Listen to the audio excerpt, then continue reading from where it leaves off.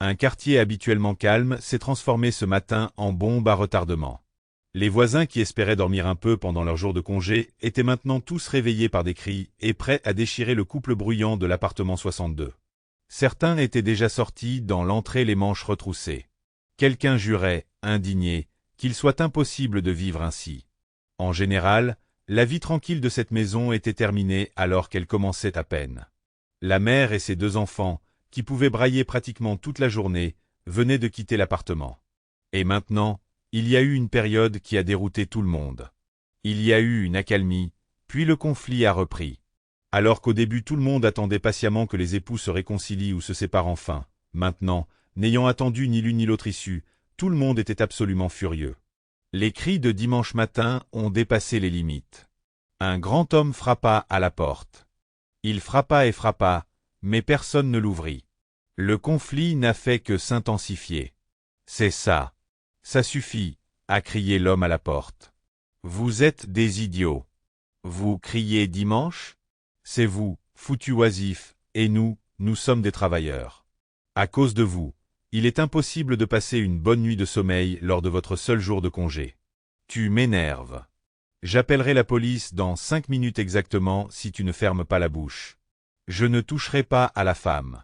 Mais toi, Adam, si tu essaies de sortir, je te déchirerai. Des monstres comme vous n'enseignez qu'avec les poings, parce que vous ne comprenez pas avec des mots, rugit leur voisin. De toutes ses forces, il frappa la porte qui s'affaissa sous l'impact de son poing.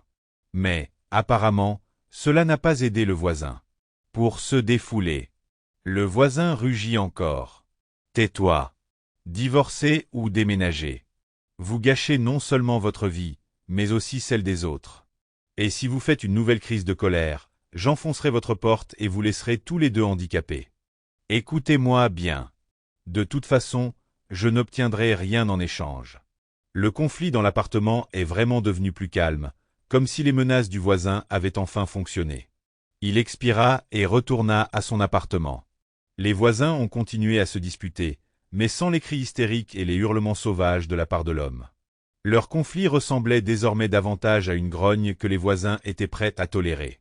Naturellement, le sommeil de beaucoup a été désespérément gâché, car même les bouchons d'oreilles ne pouvaient pas les sauver de tels conflits. Les 2 voisins debout dans la cage d'escalier avaient une discussion animée sur ce qui se passait dans l'appartement. Oh, je te le dis, il est rentré encore défoncé. Je l'ai vu hier. Il sortait de la maison ivre. Il était tellement bancal que j'ai cru qu'il était sur le point de tomber. Mais tout ce qu'il faisait, c'était pleurer et crier. Mon Dieu, mais les femmes sont vraiment idiotes, après tout. Elle aurait pu divorcer de cet ivrogne et joueur et vivre sa vie en paix.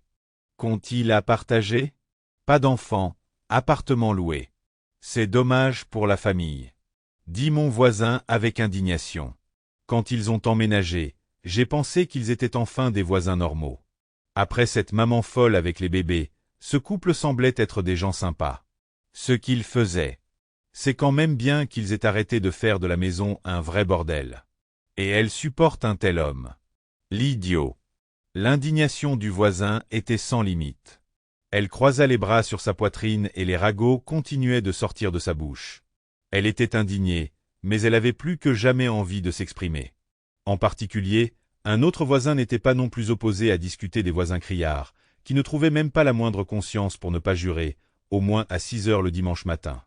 Mais bientôt les voisins disparurent dans leurs appartements et l'entrée ancienne mais bien entretenue fut déserte. La porte s'ouvrit et Emma sortit de l'appartement même où la porte était maintenant cabossée. Elle tenait en laisse son chien qui se déplaçait de patte en patte juste pour sortir le plus vite possible dans la rue. Emma pleurait, bouleversée.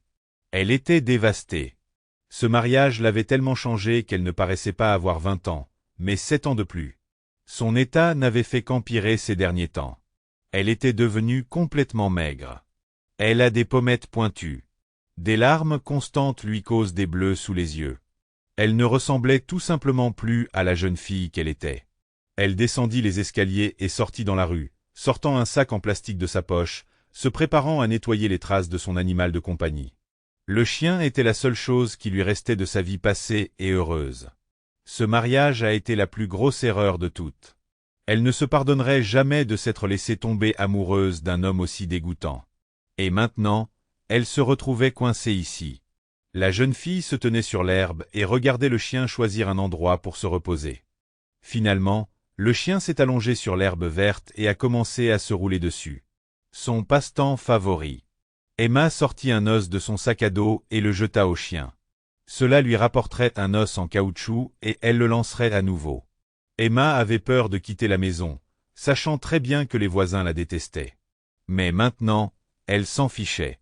Elle regarda avec lassitude la maison dans laquelle elle ne trouvait pas la paix et observa à nouveau le chien. « Toi » est venue la voix forte du même voisin qui avait frappé à la porte ce matin et l'avait même pliée. « Un jour, j'aurai tes tripes en jarretière. »« Qu'est-ce que tu cries ?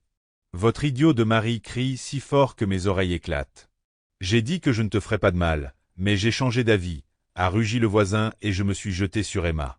Mais le chien bâtard aux cheveux blancs s'est détaché et, en aboyant bruyamment, a montré les dents et s'est placé entre sa maîtresse et son agresseur. Il se plaqua au sol, souriant de plus en plus fort. Le voisin recula et avait la main prête à se défendre, juste au cas où le chien se précipiterait. « Rappelez votre chien. Je vais aussi empoisonner ton monstre bâtard. Pourquoi devrions-nous être punis ainsi? Espèce d'imbécile, tu étais une belle femme. Pourquoi diable t'es-tu mêlé à ce type? Travis, éloigne-toi d'elle, dit sèchement la femme en voyant son mari se jeter une nouvelle fois sur le voisin. Elle-même était fatiguée de ces scandales, mais pas au point de s'en prendre à la jeune femme. Le mari regarda sa femme et se rendit au magasin. La voisine jeta un coup d'œil par la fenêtre et dit doucement, mais juste assez pour qu'Emma l'entende. « Si vous avez besoin d'aide, dites-le simplement et je vous aiderai. Je suis moi-même sorti d'une relation toxique comme celle-là. La vérité est que je vis presque la même relation maintenant. Mon mari n'est pas un mauvais homme, mais vous l'Y avez poussé. Je ne suis pas responsable de lui. Mais si j'entends encore des cris, j'appellerai la police. Tu peux venir au milieu de la nuit avec une valise, et je t'aiderai à partir, d'accord? » Emma hocha la tête. Elle avait vraiment besoin d'aide, mais elle ne savait pas comment dire à sa voisine qu'elle n'avait pas de papier. Il a pris son passeport, sa police d'assurance, son permis de conduire et même sa carte bancaire. Mais où il conservait tous ces documents restait un mystère. Emma est revenue avec le chien à l'appartement où dormait son mari ivre. Elle entra tranquillement dans la cuisine pour préparer le petit déjeuner. Le chien suivit sa queue. Elle avait vraiment peur ce matin.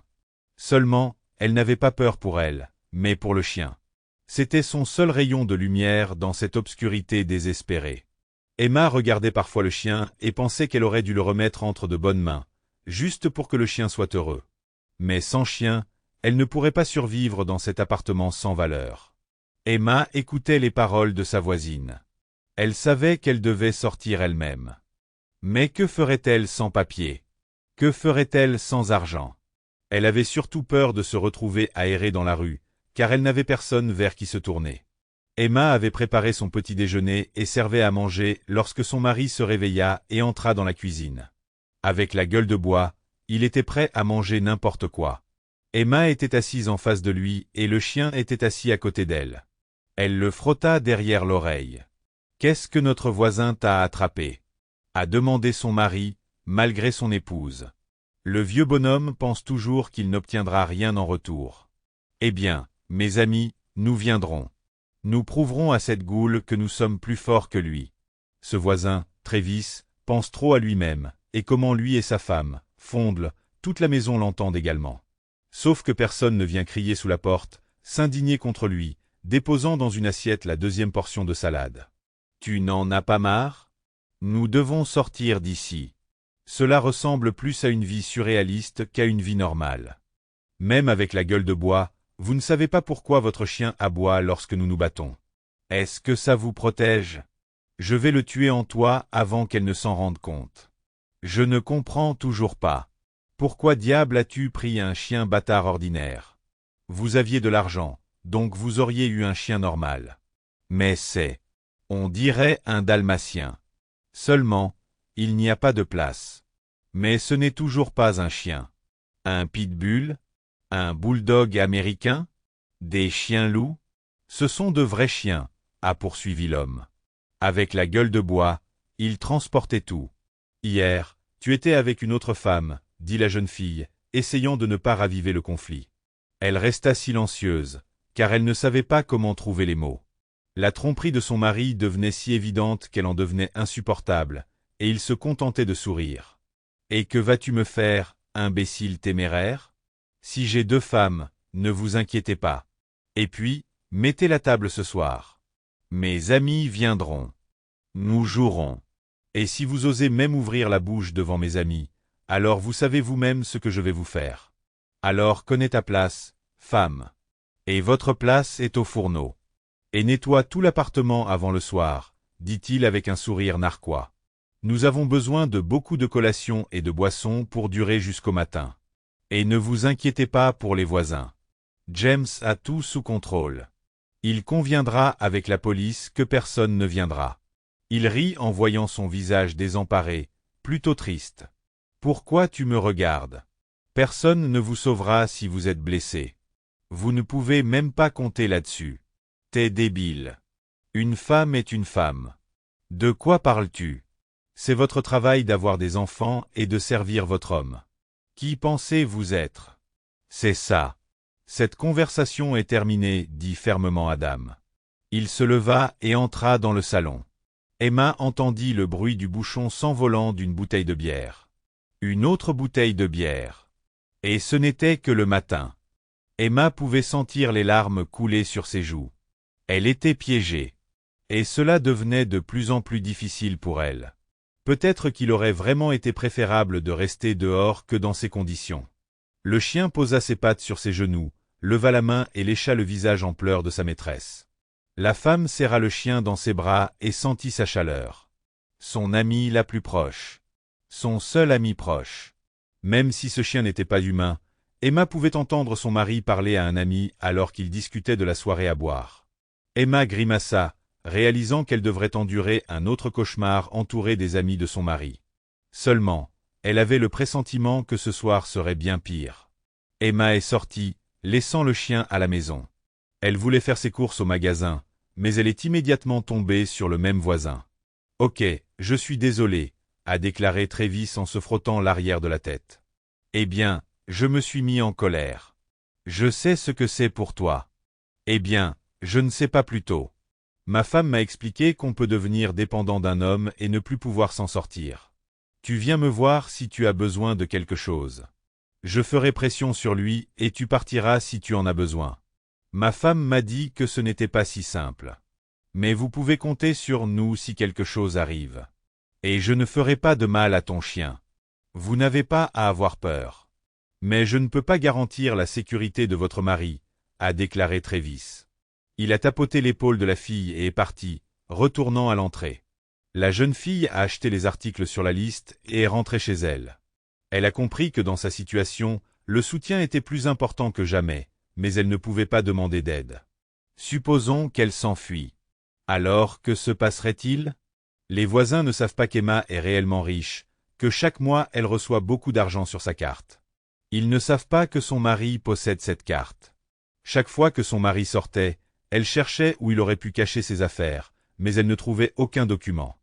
Elle soupçonnait déjà qu'il ne cachait pas ses affaires dans leur appartement, mais très probablement chez un de ses amis, et elle ne pouvait pas laisser le chien derrière elle. Elle savait que entre les mains de son mari, elle mourrait. Emma était occupée à cuisiner. Elle savait qu'au début, la compagnie ne ferait que boire et jouer aux cartes, et que lorsque la concentration d'alcool atteindrait un certain niveau, ils auraient une attaque de gorge et un véritable festin commencerait.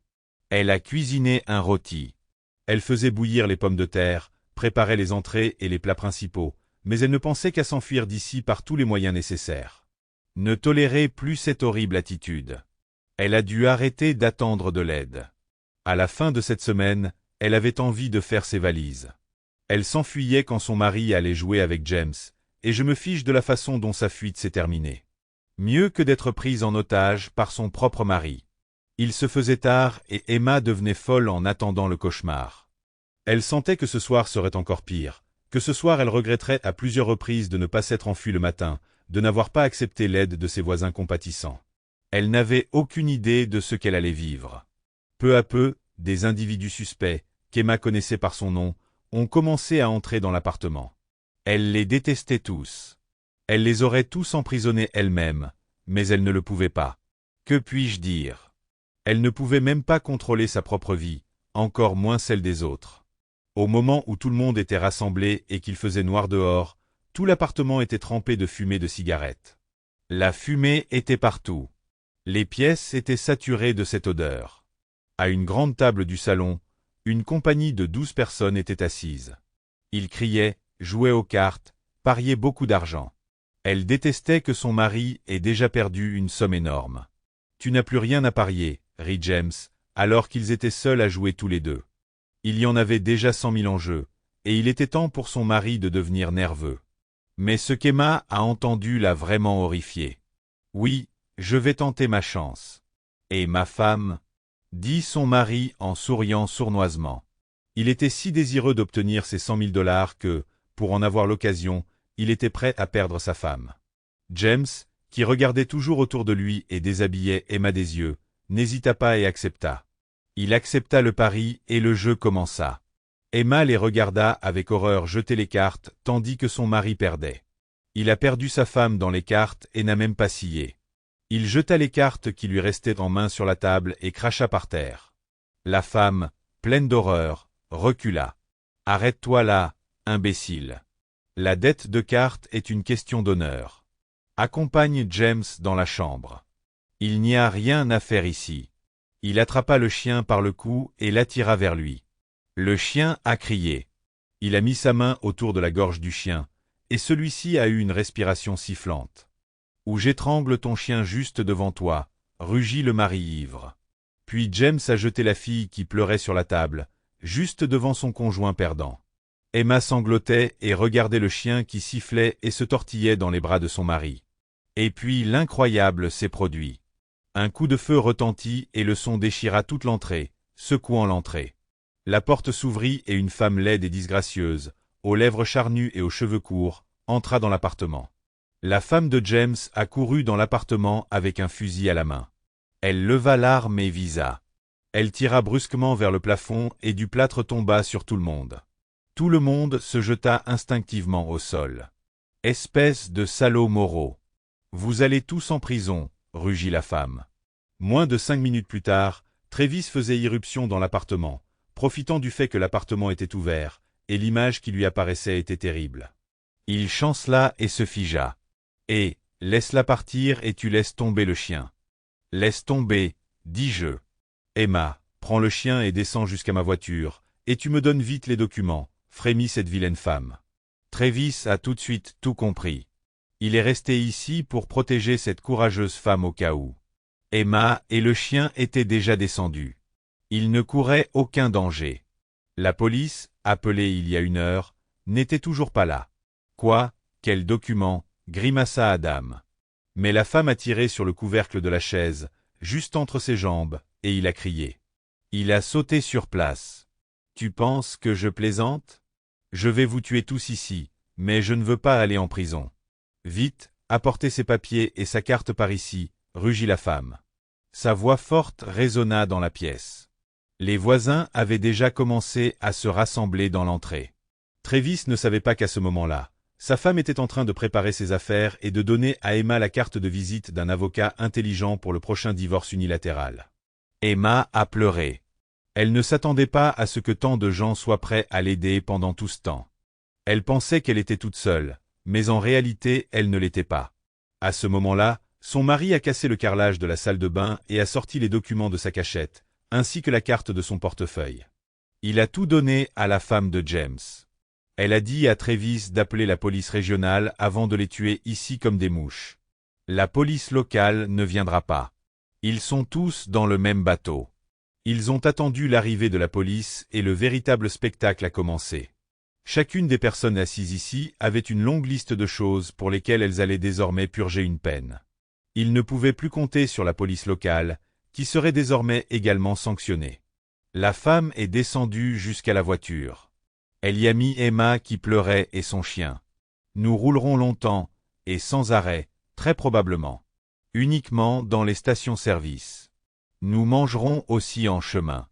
Il n'y a plus de retour en arrière pour nous deux maintenant, a déclaré Sarah. Après les mots de remerciement d'Emma, Sarah a mis le gaz et ils sont partis. Est-ce que le chien va bien? Est-ce que vous allez bien? Vos documents et votre carte sont ici.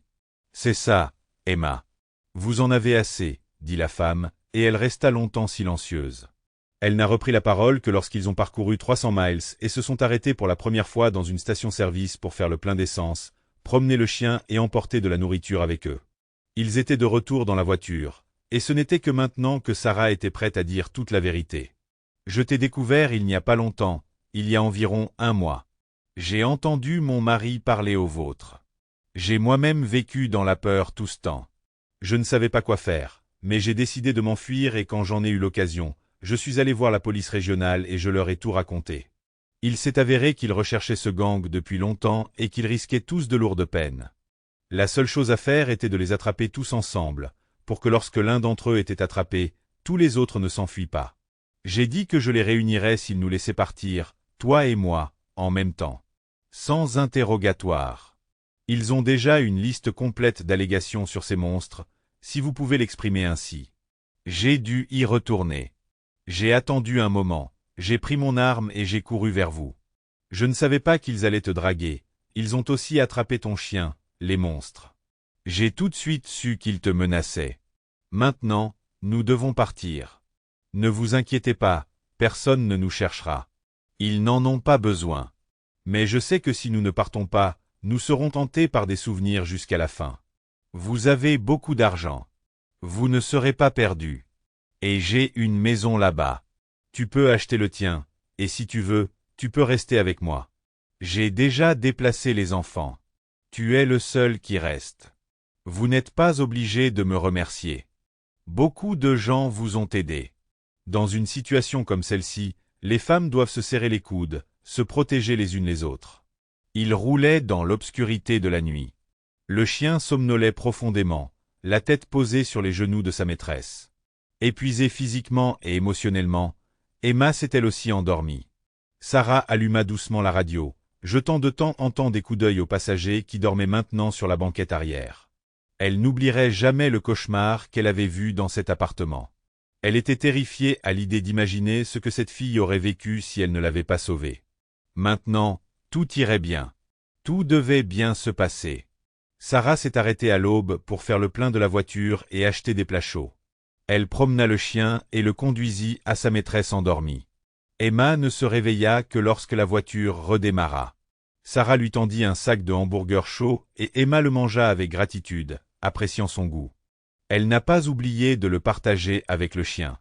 Le chien était visiblement fatigué par la route et commençait à pleurer comme un petit bébé. C'est bon. Nous serons bientôt à la maison. Juste un peu plus longtemps. Je suis désolé d'avoir appelé cette femme. Elle vend un chalet. Nous pouvons d'abord aller chez elle. Peut-être que vous pouvez l'acheter pour avoir un endroit où vivre. Tu as dit que tu voulais vivre seul. Je respecte ton choix. Je l'envie même. J'aimerais moi-même être seul dans cette situation, mais j'ai des enfants. Il reste environ 13 000 à parcourir, peut-être un peu moins, donc nous y serons bientôt. Tu ferais mieux de me dire pourquoi le chien a un nom si étrange. Odette? Demanda Sarah. Elle voulait distraire Emma du torrent de pensées sombres et de souvenirs dégoûtants de la nuit précédente. C'était une chose idiote à faire. Je ne sais pas. Un matin, je faisais du jogging et soudain, j'ai vu des enfants mettre un chiot blanc comme neige sur une planche et le mettre dans l'eau de l'étang de notre parc.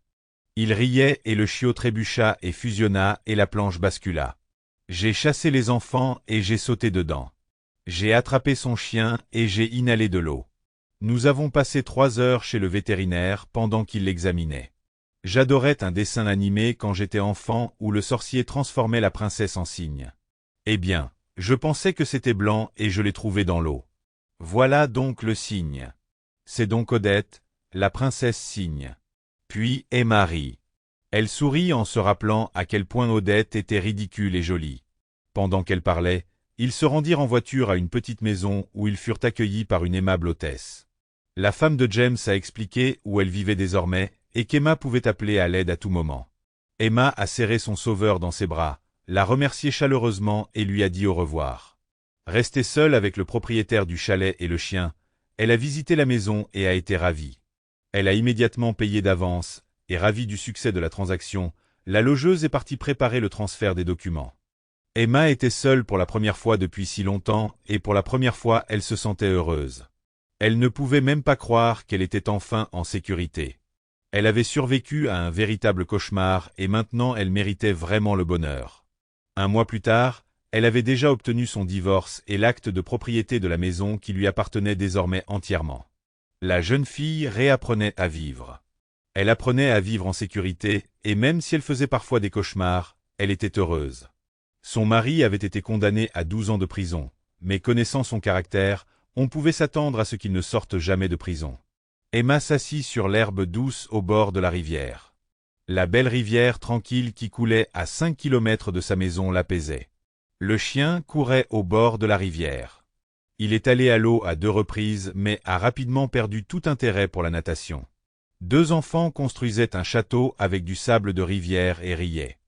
Les morceaux et les pommes gisaient à côté d'eux. Sarah, qui avait perdu beaucoup de poids depuis qu'elle avait arrêté de manger à cause du stress, se tenait dans l'eau jusqu'à la taille. Elle sortait déjà, marchant prudemment sur le fond rocheux. Ils vivent désormais côte à côte et formaient comme une famille l'un pour l'autre. Prendre un bain. L'eau est belle, dit la femme avec un large sourire. C'est magnifique ici. Regardez la rivière. On dit qu'il y a un gros problème.